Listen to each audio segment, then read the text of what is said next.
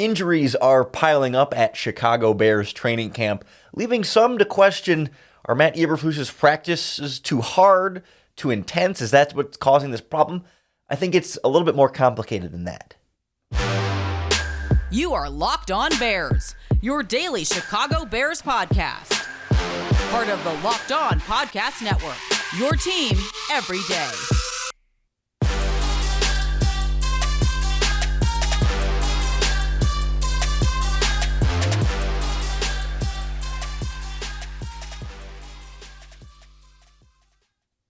This is Locked On Bears, and I'm your host, Lorin Cox.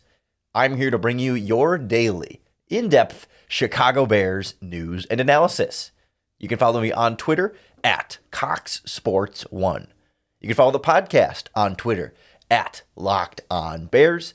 You can like Locked On Bears on Facebook, join the Locked On Bears Facebook group for even more Bears talk, and make sure you hit that subscribe button on the Locked On Bears YouTube channel to keep up with all of our video podcasts as well. Thanks for making Locked On Bears your first listen today and hopefully every day. On the show, we round up some of the Bears' injury situation at training camp. A lot of guys missing practice at a couple of positions in particular getting hit hard, but certainly nowhere are they immune from it on the roster. And we'll look at, what does this mean for Matt Eberflus and the way he's running practice? Is he doing something? Is he pushing these players too much? Are these practices too intense? Is that leading to these injuries? We'll kind of compare to what we're seeing with other teams around the NFL and some of the downsides of these injury situations. And maybe we don't need to be as concerned as you might think, especially when you compare it to some of the things you're seeing across the NFL. And in particular, I want to look at another first-year head coach having a few issues of his own at training camp.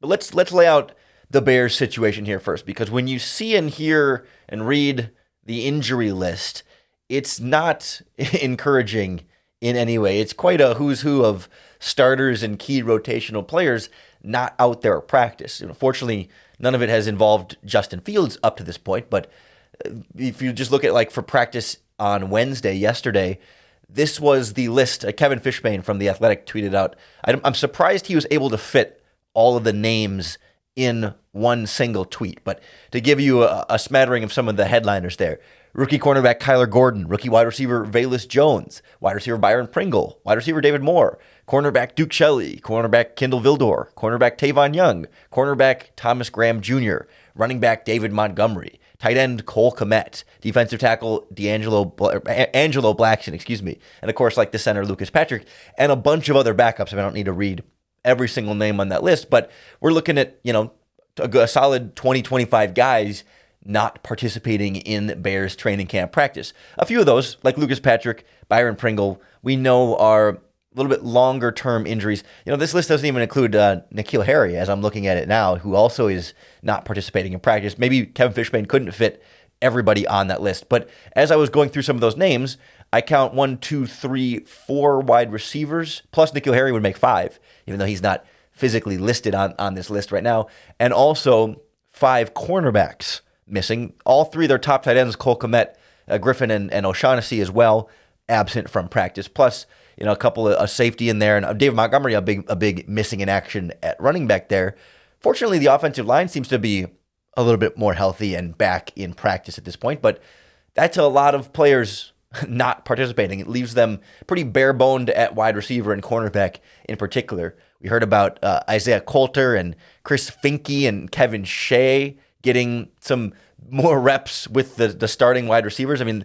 Those are not guys that we would expect to make the 53-man roster, but are getting some opportunity to show what they can do and, certainly battle for practice squad spots. And at cornerback in particular, you're really getting down there with guys like Jason Stanley and Bo Pete Keys and the rookie Jalen Jones getting in there in the slot, working with the first team. Some of these guys are getting some great opportunities that they wouldn't have gotten otherwise.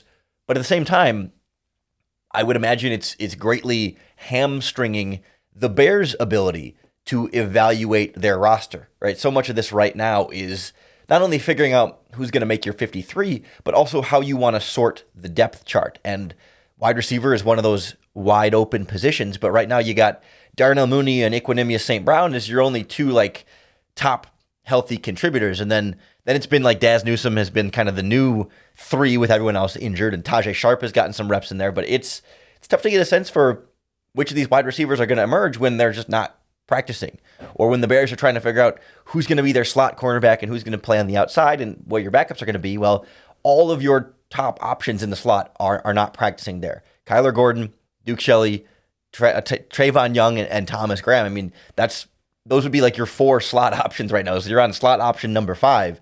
Doesn't necessarily give you a full sense of what this cornerback depth chart is going to be either. So there's some real potential harms here to being caused by the injuries. None of the injuries seem to be significant. The Bears have not had anybody that's suffered an injury that's going to be out for the whole season or anything like that. So that's good and encouraging. And the only longer term, or I guess middle term length injuries is Lucas Patrick with the broken thumb and Byron Pringle with the quad and N'Keal Harry with the high ankle sprain. Those are important, and I don't mean to gloss over how significant those can be, but perhaps at least Pringle and Patrick are expected to be back by week 1, and hopefully then shouldn't be more of a longer-term issue there. So they have been relatively on the minor side, and that's all good for them getting back quickly, and this not being, an issue just yet that's going to linger into the regular season. But it's going to be harder for Justin Fields to get on the same page with some of those players, and for this defense to gel and kind of get to know everybody. And you wonder if, to some extent, if that leads to some of the struggles that we've seen at practice as well, where it's just like so many guys going in and out of the lineup. For a while, it was on the offensive line. That group seems to be a little bit more steady now. Now it's at wide receiver and cornerback and tight end too. That's brand new players for Fields to be throwing to, brand new players to be blocking and picking up their assignments in these different play calls. You can see where not only was there already a lot of moving parts entering training camp with new players, but now even the new players you were just getting used to are getting replaced by backups because of the injuries going around. So the injuries are a problem. I'm just not sure how much of it we can directly blame on, really intense practices from Matt Eberflus that we keep hearing about. We'll kind of dive more into this idea of high energy, high intensity practices and compare it to some of the things we're seeing from other teams in the NFL next on Locked On Bears. The Locked On Bears podcast is powered by our friends at Built Bar, the makers of the world's best tasting protein bars ever. They keep coming out with a bunch of delicious flavors. I just ordered a box of pina colada Built Bars. It's going to have real pineapple in it. I haven't had it yet because it's still on its way, but coconut and pineapple, I am a sucker for those.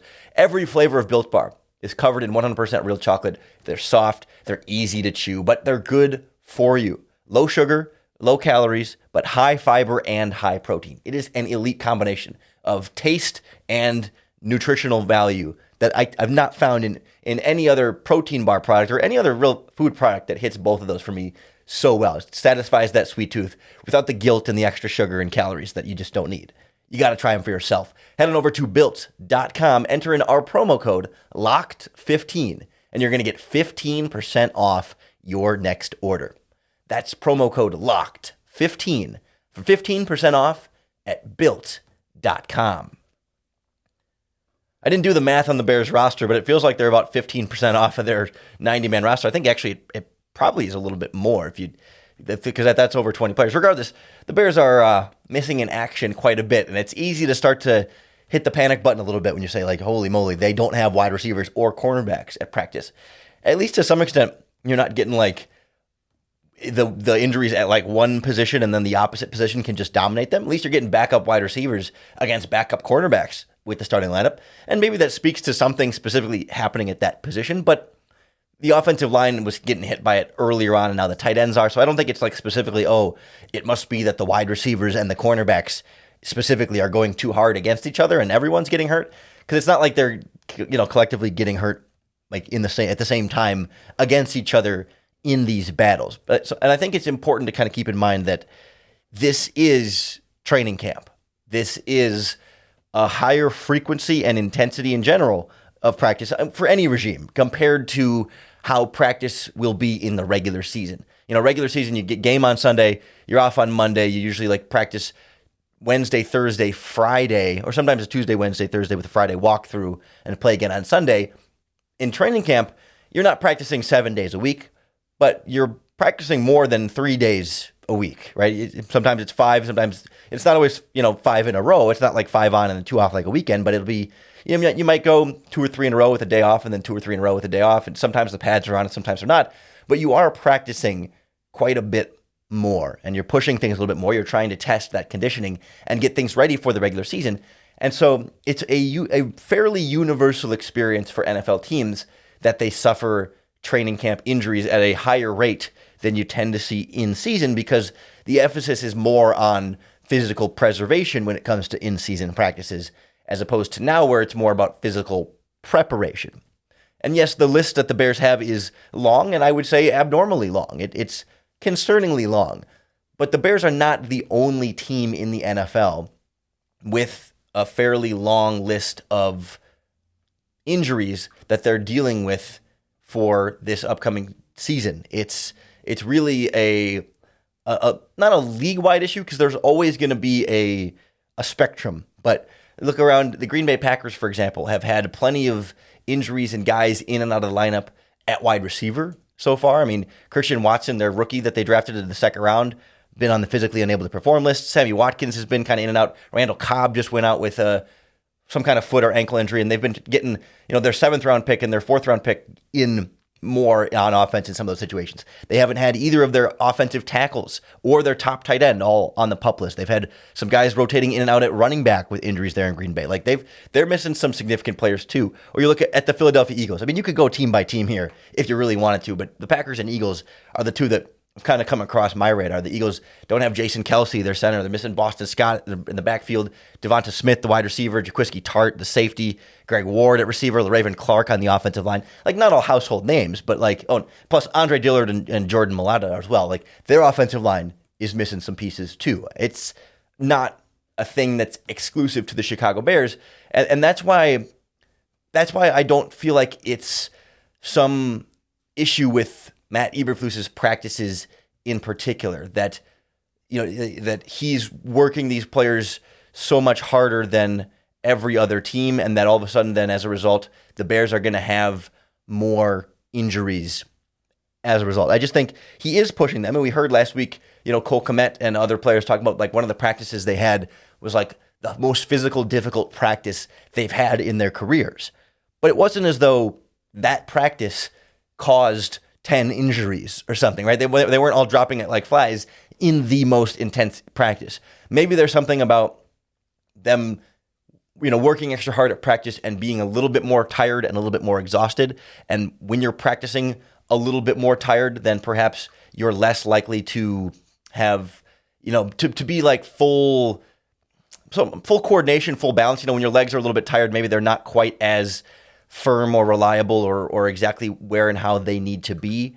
And so you might be more likely to slip or to put your foot in the wrong place or to have your arm in the wrong place. And just, one way or another, you could see where being a little bit more tired, a little bit worn could lead to slightly more injuries, but it's not something that's exclusive to the Bears. And I think at the same time, it's something that the Bears need. It's something that this regime wants to instill. It's part of putting this culture in and establishing what the Bears' practice intensity is supposed to be and to raise the standard in Chicago. And as long as it's not something that's causing, major long-term injuries or, something crazy beyond what other teams are seeing. But I really don't think it might be on the higher end, but I don't think it's an unprecedented injury situation as a result of Matt Eberflus's practices. Plus, I also think this time of year, they're also willing to be a little bit more like precautionary in terms of keeping guys out of practice in this type of way, because some of these guys don't, it's not as important that they're out there as it would be like on a game day, for example. Like in a regular season, if you go to this list of injured Bears players that are all pretty much day to day, they don't need to be practicing right now. But if there was an important game being played on Sunday, I bet a lot of them would be able to play. I mean, I don't know that to be a fact, but I would just imagine, given how some of these guys just missed practice for a day or two and are back in there, it's not like this list of 20 players are all just toast for a while and not going to be able to practice for a long time. It looks bad when they're all stacked up together like this, but if half of them or whatever are a day or two away from returning to practice and being good to go, then it's not largely a disaster waiting to happen here. And that's where I come back to, I think, with Eberflus's practices here. It's just, it seems to be part of the normal training camp process where physicality is just amped up for everybody. Every team has some of these same injury experiences, and as a result, it's going to rise and fall during parts of training camp, and we're hitting one of those peaks at this time of the preseason. I also think there's some value in establishing some of this physicality and this intensity in a way that gets the culture set in Chicago that not every team is having as much success with. We'll kind of compare what the Bears have done with Eberflus to what we're seeing with another first-year head coach on another team having a little bit more trouble getting that culture knocked out just right. Next on Locked On Bears. It's not always fair to just do a one-to-one comparison between like what's happening with the Chicago Bears and what's happening with other teams around the NFL. But I couldn't help but notice the other day another first-year head coach trying to set his culture and saying some of the similar things, maybe not in the exact same ways as Matt Eberflus, but talking about wanting to raise the standard and be the tone-setting type of team that they want to be at practice, and maybe having some more issues instilling that culture in ways that I don't think we're quite seeing the same with Matt Eberflus. We're hearing about a lot of buy-in from Bears players, and that's, of course they're going to say that and try and say all the right things, but it's really measured on the field, and we can't always get a full image of how well everyone is checked in. But I do think we can compare, or more so I guess contrast, to another situation where the message might not be getting hit home as well. And that's with the New York Giants and Brian Daboll, a head coach that a lot of Bears fans were interested in having as the Bears coach, having seen him coach Josh Allen as the offensive coordinator for the Buffalo Bills. Bring him to Chicago, have him try and do that with Justin Fields was encouraging. And to kind of caveat this as we go through, none of this is to say oh, look, Brian Daboll is a bad head coach and destined to fail in New York. But there was a situation at Giants practice last week that got quite a bit out of hand, and it wasn't just the players; it was the coach, but reflects then poorly on the coaching staff in general when it's not only the players, but then also one of your coaches also ends up involved. I saw there was a report from Dan Dugan from The Athletic, who covers the Giants. His tweet said, "We had a major fight." I think this was. I think it was at the start of this week. I was thinking it was last week, but it was at the start of this week. Started with John Feliciano and Tay Crowder. Cam Brown dragged Feliciano out of the scrum, and offensive line coach Bobby Johnson pushed Brown. Then Feliciano punched Brown in the head, and Dugan said he had never seen a coach do that to a player. It's kind of one of the cardinal sins here is for a coach to put his hands on a player, or vice versa, really, but especially the coach being the mentor, the leader, the example setter, and the one in charge, the one with the power and the dynamics, putting it on the player who's supposed to be the student and sort of the lower in the power dynamic. It's especially bad, like in youth sports, you cannot have a coach put a hands on an actual child. At least in this case, it's grown men, and it's offensive and defensive linemen. So there's a little bit of something there. But as you dig into a little bit more of the reporting around this Giants fight, I guess just think of it in contrast to the sort of lack of these types of things we've seen at Bears practice. There was, I think it was during OTAs, there was a brief little scrum between an offensive lineman and a defensive lineman, but it wasn't to this extent, and it didn't involve a coach pushing a player in his own practice. From what I was reading in that practice on Monday, you had a play where Saquon Barkley ran over one of their cornerbacks, and then a linebacker started getting into it. I think it was Crowder started getting into it with another running back, and then later on, the center, Feliciano, was kneeing Crowder on the next play, and then the fight sort of erupted there. So it was multiple plays started building up over the course of this practice by kind of back to back to back to back until it erupted in this fight where the linebackers grabbing the offensive lineman and dragging him out of the scrum.